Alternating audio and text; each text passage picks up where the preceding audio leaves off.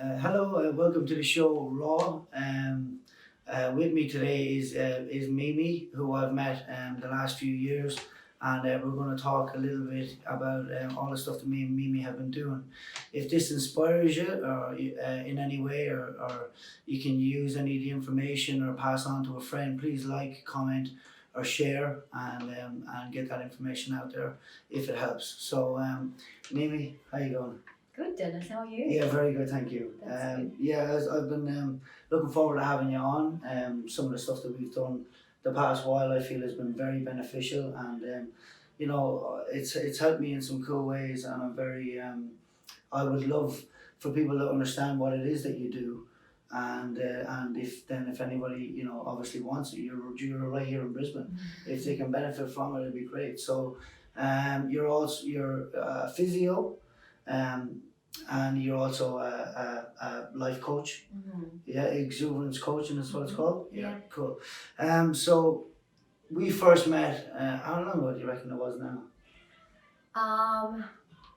Might have been at least 2 years Yeah, ago, Dennis. I feel like it was about 2 years ago. Yeah. Yeah. So a little bit about that was a really good friend of Mimi's, Sarah Henschel. She's my naturopath, and she has been for about 4 years.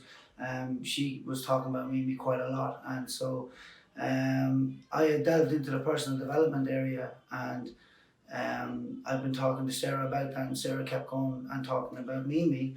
So eventually I decided to come and see Mimi and see if Mimi had anything to offer, and I do believe when the time is right in life, the right person will appear, and I think that we've done some really cool stuff. So first off, anyway, Mimi, we do physio on a weekly basis as well. Yes. I would like to ask you about that. Yes. And first off, how long are you doing physio?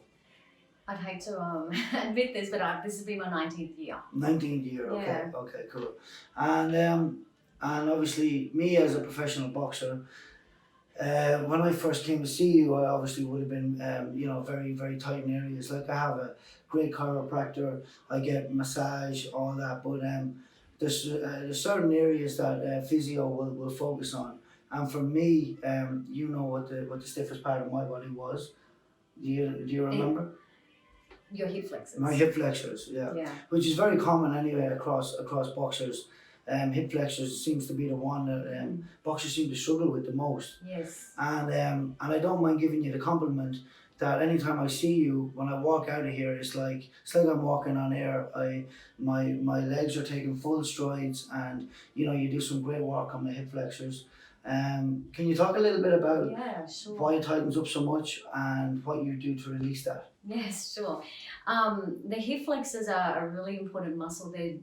You've got two of them that attach on either side of your spine, so they stabilize your spine on your pelvis, and so with boxers, when you're leaning forward and you're using a lot of your abdominal muscles, those hip flexor muscles can really get tight, and as they tighten up, they run over your hip joints as well, and they can tighten through your hip joints, and when they are over compressed, they can tighten up your lower back as well. And put a lot of pressure through your lower back and a lot of stiffness. So with boxing, it's really important to be light on your feet. It's really important to get those quick movements and really move your hips through.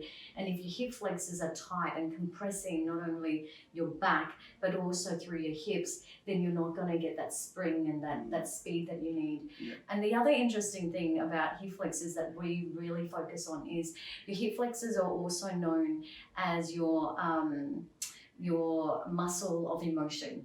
So your sympathetic nervous system actually burrows through your hip flexors. Now this is your fight, flight and freeze muscle. Yeah. So if we're going through an emotional event in our life or we're under a lot of stress, this muscle will often tense up. So when I see clients or boxers or elite athletes and suddenly they have an acute episode of lower back pain or hip pain, I always ask, are you going through anything emotionally stressful? And inevitably they say it's often something personal, like personal relationships, or something emotional like any anxiety, any worry, any grief, that type of emotion there. people want to kind of curl up, naturally you want to curl up, or you kind of want to bend down at your knees. And if this muscle is already tight, then it can't, go from inner range to outer range.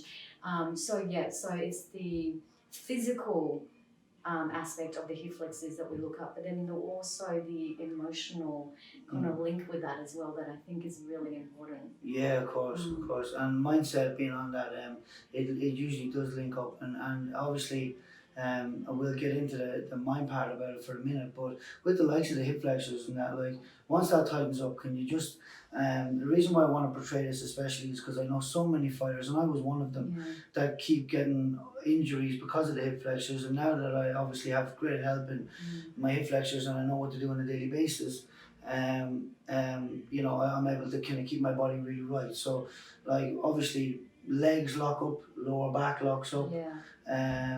What else? Neck and shoulders. It's all connected, eh? Absolutely, because your spine is not one rigid rod. You've got moving vertebrae that sits on top of each other, and the hip flexors attach actually from your ribs, from the front part of your 12th rib, on your L1, 2, 3, 4, 5 vertebrae at the front part, and then over your hip joints and into your leg bone. So and into your leg. So it's a muscle that actually holds you upright and lifts your leg up as well. So it's really important. Yeah, I mean, so like something that I've realized as well is, the amount of, crunches can really tighten them up as well, which is what boxers like to do. Planks even. So I like to, like, the amount of time that I spend doing crunches before my training session, I like to balance that out with lying on a soft ball in certain areas. Now I remember one time when you were training in a physio, and you were telling her about all the different muscles and everything you were doing. I mean, the hip flexor even comes up as nearly as far as your sternum. Like, it's incredible how far up the muscle comes. When I first started doing hip flexors years ago, I learned it was right down here, down beside the groin area. Didn't realise it was all the way up, and all of that needed to be recognised when you're truly getting released fully, like, when you're working with an elite athlete like yourself, at the level that you're training, you need body work. And I think that's the big difference, is that when you're putting so much out, you have to put so much in as well, but the right balance. And I know that you were saying you were seeing chiropractor and massage therapists, all are great. And I think that all disciplines work really well together. I think with our physiotherapy focus here, well, particularly at my business, we look at the body, we look at the mind, we look at the physiology, we look at nutrition, we look at all components. We look at motor control and rehabilitation. So not only do we look at, are your joints in the right position? Are your hips, twisted or torsioned, or is your back compressed and leaning forward? Are your hips locked up because you had hip? You remember when you were working really hard, hip impingement, all of these things, and then the connective chain when you're boxing and moving through your feet through the ground as well. So we work on the bones, the ligaments, the muscles. The nervous system, and of course then the nervous system is your mind. And if your mind's really busy, and a lot of the times we are all at an elite level, we're all we've got a strong mind, got a strong will, and we consciously and cognitively have the right way of thinking because we really believe in ourselves, but we aren't aware sometimes that we have beliefs that can hold us back as well, or memories that can hold us back, or emotional blockages that can hold us back, and that affects the nervous system. And the nervous system can be wound up, or if you get a trigger, then your hip flexors can definitely tighten up, and then it comes through your body. Well, that's it. I mean, it's a big part of it too as well, and it's great that you can do physio and that part of it and bring it all together in just one place, which again is in function well here in the Valley on Commercial Road. But that brings me to my next one, which is also, so when I did come to see it and we sat down and had a chat, and it was kind of like, well, why are you here? Well, I was like, well, Sarah said you were good, but like, let's see what we can do. So one of the cool things that we got into, I don't really remember how we started, but this was one of the really good things was you would say to me, especially coming up to a fight now, you would say, is there anything on your mind right now? Like, is there anything that's counterproductive to your goals. Mhm. And obviously, the conscious mind always, like, for me, I'm like, what I've done, like affirmations for years and everything. Yes. Like, I just think I could go out there and beat 10 guys. Like, that's Mhm. just the way I've conditioned my conscious mind to think. But to really sit with your subconscious, and I'm like, I'll tell you, I'll tell you next week, and then by the time the session's over, I'm like, you know what? If I really sit with it and think, there is one little thing, and there's just something niggling somewhere, like, and I gotta really focus in on it. And then, obviously, we can talk about, one time in particular, which was, back then, I used to just train so hard, and I still do. But the thing about it was, I forget what I would have said when you said, what is it for you? But I know what it was. So it was something about, I used to, believe it or not, and anyone watching this right now will find it incredibly hard to believe that, but with my high work rate and my reputation for working so hard, they'll find it very hard to believe that I used to have something in my brain, niggling away at me, that I used to be, have a little fear of not having enough energy to see out a fight at a top level. And so it was like, and so when you asked me that and we spoke about it and we broke it right back, and without going too much into it, we broke it right back to a time when I remember being a child hitting the punch bag, and I was going as hard as I could, and I was still being urged to go harder and harder, and I remember thinking to myself, I'm giving everything I've got, and I'm still going, and it was just exhausting, it was so tiring, and there was a few coaches around, and I was just trying to give everything I had, and I didn't know that at that moment in time, and from every moment after that, I was developing an inner belief that not only did I have to train hard, I had to really feel nearly exhausted, to feel like I had achieved something. And that stuck with me all my life. I mean, I know that all through my teenage years, all through other years, and through my pro years, up until that very day, if I didn't feel exhausted leaving the boxing club, I didn't feel like I'd go home feeling guilty, or even nearly shamed that I wasted the day.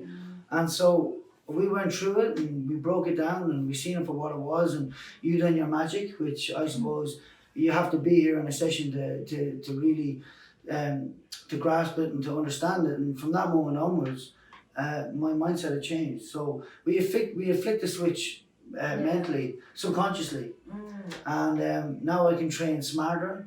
And believe it or not, like we had spoken about before, I can even train more, harder, and still leave feeling good. Yeah. And can you explain why is that? Why is that? Well, I think sometimes these things, as you said, you wouldn't even call it a fear on a conscious level at all. It's just something that's just niggling in the back of your mind, and not many people are conscious of the things that hold them back. Yeah. And sometimes they're significant traumatic events in some people's lives, and sometimes it's not. Usually, as an adult, and especially when you're so accomplished or achieved, and you've worked on yourself so hard over the years with positive affirmations, you wouldn't even notice these things. But it's I guess, at that point when you were 8 or 9 or something like that. Oh, it would have been around the time, yeah. Yeah, that little boy made up this strategy that I have to do this in order to achieve, to feel good about myself, so I don't disappoint people around me, to be the best that I can be. Yeah. And then the brain just holds on to that strategy, which just doesn't work. And it's a strategy that a little boy, came to when he was at that young age. At a very, very young age. Yeah, at a very young age. Yeah. And it's amazing that when you actually find that it was that point that was holding you back, it just really frees you up. Yeah. So I think that a lot of the things that we do is not the things that we add to you, but the things that we are able to let go of. Yeah, it's just letting go. It's not letting adding. go. People believe It's not you would changing. think It's not changing you are and becoming more. Yeah. But it's really Just letting letting go. go of the things that were holding you back from the really being free. Yeah, From the really being old constructs of the brain and how we felt it had to be and everything else. It's like everything. The funny thing about it, as I grow, mentally, spiritually, physically, I realised that it's more about letting go of all the old structures that us ourselves have put on ourselves. Obviously, a lot of the environment that we grow up in and everything that we hear and all that all goes in, and it all goes in and stays there, and then that's our truth. But when we go through a moment like that and we realise that I'm the one that said that day in my head that I'm not good enough unless I empty the tank and everything else, then it really was all me that was doing it. And after that, I'll tell you now, like I sing on the way to train. Like before, I used to dread training. I used to do my run in the morning, and those 3 or 4 hours in between. Hard work. It's a hard I job. didn't enjoy that. Like it was. I was nearly looking forward to the end of my career a lot of the time, going, this is just so stressful. I remember you telling me before your fights, 2 weeks out, 3 weeks out, you can't wait till it's over. Yeah, that's the way I used to be. You know, you were like, yeah. remember, I just can't. Well, actually, when you were working with Sarah, Yeah, you were getting sick. I was getting sick every time. 2 weeks before a fight. Yeah, You know, stress. And stress, and just you're pushing so hard, and just that strategy, just finding those 1 or 2 little tweaks or niggles here and there can really set you free and set you apart from everyone else. I mean, and even outside of boxing, well, it always, You're rapping as well. Everything's wrapped up in boxing in my mind, but there was also other stuff too that I had a real realization, which was phenomenal too. I had to go into the restoration zone and sit there for half an hour going, wow, that was incredible. And again, it stemmed back from me being a child and perceiving something. And it turns out what I perceived had all along been, just something that I perceived. And again, I did a podcast, a video like this with Mitch, which was all about perception as well, and we spoke about it as well. So what you and Mitch do is similar in certain ways as well. But again, it's all letting go, which is great. It really is. It's like self-help books. There are hundreds and thousands of self-help books that all teach the same thing, but just in a different style, in a different story, in a different way, from a different person at a different time. And it's just that right moment, right person, right time, and then you make that connection. Yeah. And then, it works. It does work. It does work. And I mean, usually that comes from a vision of wanting something, and then usually life all comes to bring it all together. And this was my time, and the last few years I've manifested brilliant people in my life, and now it's all come together for like the performance people You've we've done seen great things. in Mexico. It's and the last few years, I mean, Glenn, my coach with DDP, yourself, and people that I will continue to do videos with people that have influenced me in these ways also, and just the becoming of me, of who I am now, and this is only. I'm only 33, so 34, so, watch out. That's exactly it, I'm getting younger as I get older. Dennis Puddin, I should be called. But so an important thing, and something that I had started to see in my boxing when I was, some days you're just on form. And I started to realise, in the ring, and some days you just get these days where you're just on fire. Yeah. And I used to like sometimes when I'm feeling like that, it just seems like everything's working. We've all had these days. And I remember then, I even used to step towards the ring and used to make it like come on, try and hit me. And as they would, you would make them miss and you would hit them back and you'd move. You're in the zone. Yes, the zone. But I didn't know what the zone was. You hear people talk about the zone and all that kind of stuff and flow, but it's only in the last few years, a lot of the stuff that I've done and a lot of stuff that we had done to really focus on getting in the zone. And again, for anyone watching this, Steel and Fire is a phenomenal book about that, and it just goes right into it. But we started talking about flow zone, and we can talk about that as well. But I also how beneficial it's been for me. We've started to meet up before my fight and get me in the zone, which works on brainwaves as well. With the stuff that you talk about, getting myself down and getting myself into the right brainwave. Can you talk a little bit about brainwave and a little bit about that? So there's in terms of brainwave, there's gamma, beta, alpha, theta, and delta. And so beta is us talking now, and that's your conscious mind. A lot of when consciously, I mean, your subconscious mind can process 40 million bits of information apparently, but consciously it can only process at a time 4 plus or minus 2 chunks of information. Yeah. And so the zone is about working where you have everything around you. You're working with your subconscious mind. So you're so focused, but yet you can see everything else and feel everything else. And the zone is being able to kind of work in your brainwaves at a level where you're relaxed, you're focused, you're thinking, but almost into gamma brainwaves. And we hear about, there's a miracle rescues, like where people actually are able to lift a car under emergency. That's when they're into gamma brainwave, where things seem to go really slow and fast at the same time. Yes. Yeah. Yeah. I can just say right now, when I'm doing that, sometimes it feels like it feels like it's so easy. I can see everything. It's peripheral vision. It's everything is going on, and it just slows down to the point of you just land that combination. And then boom, and you enjoy. But I'm never in the zone and not enjoying it. Yeah. When I'm in the zone, I'm it's enjoying like a drug. it. It's It like is a like drug. a drug. Whatever happens to the brain, you feel incredible. Yeah, it's like a drug. In NLP, it's called peripheral expansion, where you're able to focus. And I think to get into a zone, you have to do a lot of prep work. For a boxer anyway, neuromotor pathways, fine tuning those skills, that you and Glenn work so hard with to get those patterns just like downloaded and done.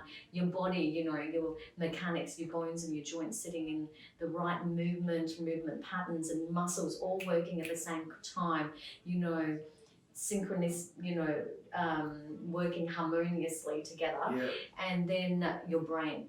It's like playing golf. If your brain's not in the right spot, just even a little bit of a glitch can make 1 mil of a difference, and then you're off. So it's really about getting your mind in the zone, and then your body in the zone, and then that's where you're focused on your opponent and everything else around you, and then back to that, and then just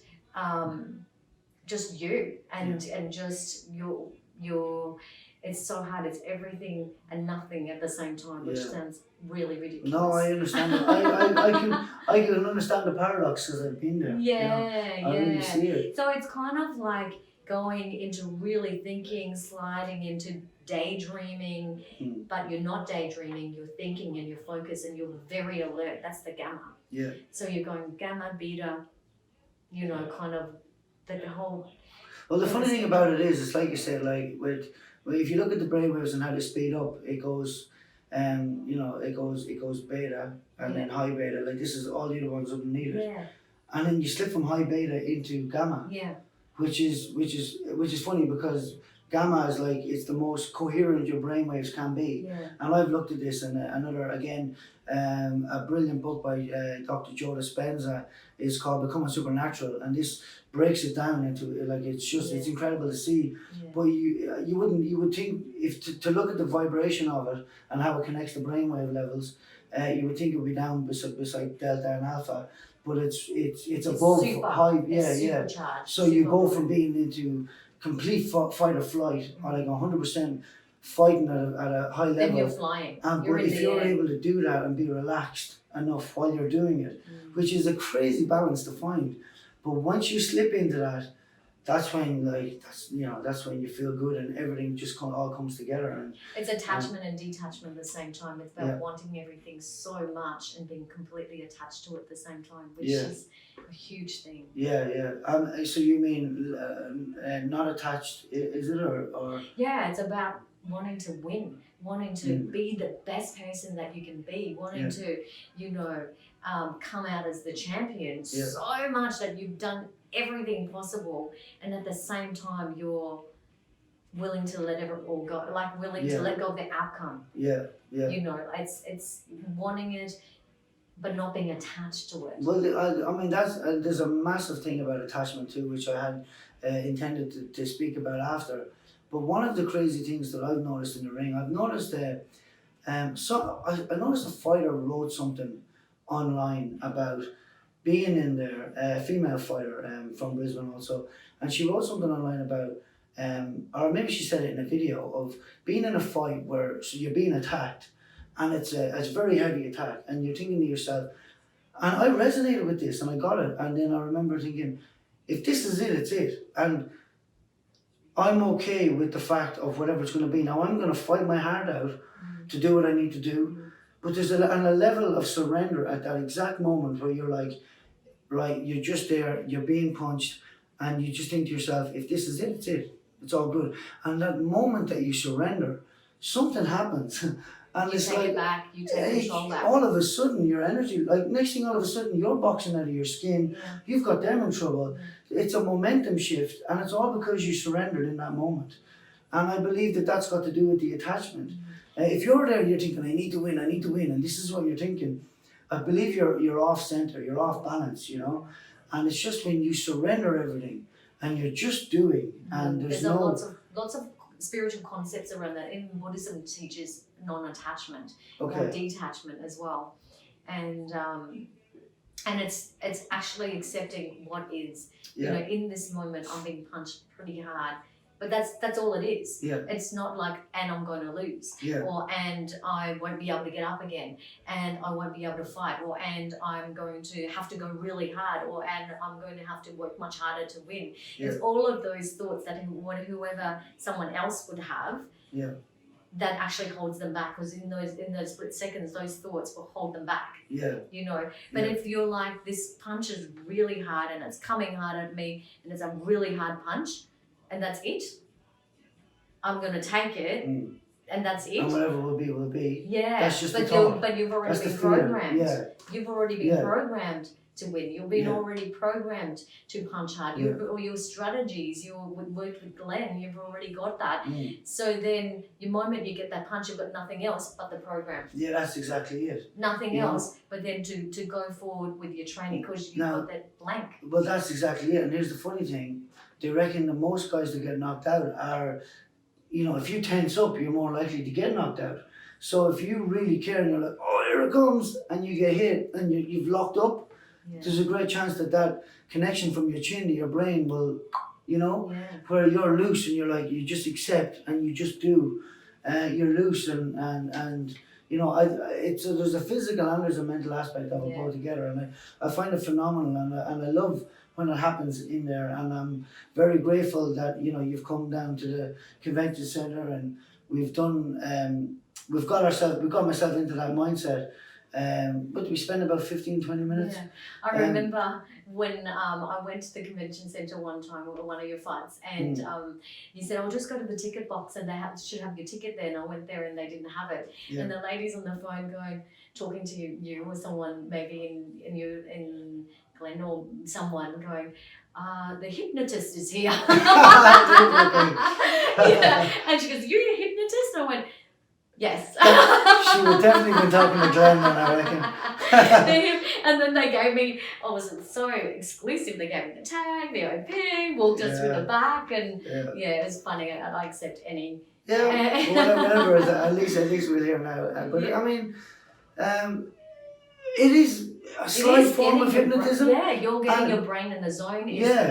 We hypnotise ourselves every day, for good or for bad. Yeah. You know, we say it's a shit day, then you're hypnotising yourself to a shit day. Yeah, true. But if you hypnotise yourself and you say, no, it's going to be great, it's going to be amazing, you know, sometimes that work, it doesn't work if you've got limiting beliefs. Yeah. That's where people say positive affirmations doesn't work. Yeah. You know, but where it, you know, if you kind of think about it, growing up, if you hear we are poor, growing up you feel poor. Yeah. Or if you hear you're just a stupid, you know, child, or you don't deserve that, or you're ugly, and then it doesn't matter what you look like when you're growing up. When you're growing up, it's being, you know, programmed that way, you know. And so really, I mean, a lot of your programming is from 2 years old to 7 years old. But as an adult, if we repeat things over, especially first thing in the morning, last thing at night, it just becomes in you, and then you don't even know that you have that thought. You just feel it. Yeah, well, that's it. And I think that's what it is. It's the affirmations and the things that you say to yourselves. It's not exactly just the words, oh, I am this. It's how you feel when you're saying it. And then that feeling keeps reoccurring. And when that feeling keeps reoccurring, you start to develop a self-worth issue, I believe. And then so if you're doing that over and over again, then you start to feel less than. And if you start to feel less than, how can you ever feel worthy? If you let's just say you were told you were no good at boxing and you started to believe it. Now you were doing all the right stuff, but you're coming up against a guy who has good accolades, he's already a world champion. And if you start to believe that you're less than him, then you're gonna manifest.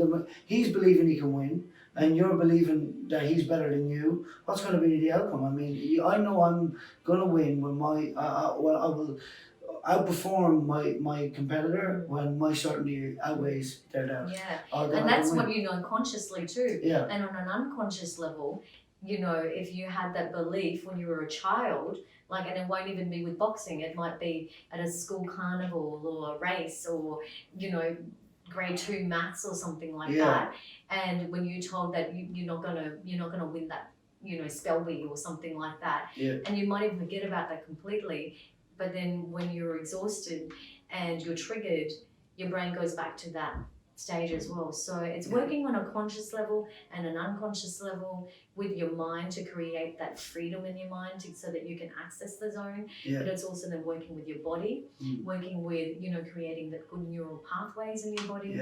So there's a lot to it, isn't it, to becoming a champion. It's not easy. As like you said, you got to be doing the right training too, because when that moment comes that you're in the zone, what have you programmed in? You can only do what you've programmed in at the same time. You can see everything coming, but if you don't have the right skills to be able to do what you need to do, and that's why I'm blessed to have Glenn as well, because when that comes, it comes. You've done it. You've done it thousands of times. Yeah. You don't know thinking. Yeah. So we might just stop that and then start it again. Yeah. That's good. Do you enjoy it? You know what? I was actually nervous because I've never really done podcasts and stuff. Yeah, mine was last week too. Yeah, I've actually never done it. Yeah. And I thought, gosh, what am I going to say? But sitting with you is so genuine. I actually could feel your heart. Yeah. And I really connected with you at a heart level. And it just really, it just calmed me down and just going, this is an amazing thing that you're doing, and it's an amazing opportunity for others, for children, for people, to listen to as well. But more importantly, you have such a big heart and a good intention. Yes, we all are motivated by self. We want to be the best that we can be so we can have, that belt. Yeah. But there's more than that. Your heart is so pure and so strong and amazing, and I think this is where the difference is, and this is going to make you the champion. And I think that what we need to do is look for the magic in you, and that will really set you free. Your magic. Yeah, my magic. Well, I think Well, I can tell you, sitting with you now, you have really beautiful energy. You made me feel so relaxed. And it's amazing. You're a natural, Dennis. Thank you very much. I wasn't always this way. My first public speaking stuff, I stood at the top like this. I could see my pulse through my eyes, which was crazy, But what happened to you? What have you done? It's just over and over again. It's like I have a mate who was given Ritalin, and all this, and he was saying, because he does a bit of he works in a big company. And he was given Ritalin, and because he likes to talk and all that when he's on there, and he kept saying, "No, I can't talk without," and all. And it was just like, give it away and just start to do it bit by bit. You'll keep getting better and better and better. And now he gets up and speaks in front of thousands. Hundreds and hundreds, and can speak in front of anyone in any way. And so I think that no matter who or where you are, just by doing something over and over again, just makes you become good, and I think that's where it is on that one. So I'm so glad that he's not on getting prescription for Adderall and Ritalin every week and taking that. And, But I think freedom to speak as well, with public speaking, fear and making mistakes, fear and saying the wrong things. I know that we've worked on, there's not on camera, right? But look, when we worked on stuff, the rhyming and stuff like that. So that's actually what I've noticed. Yeah.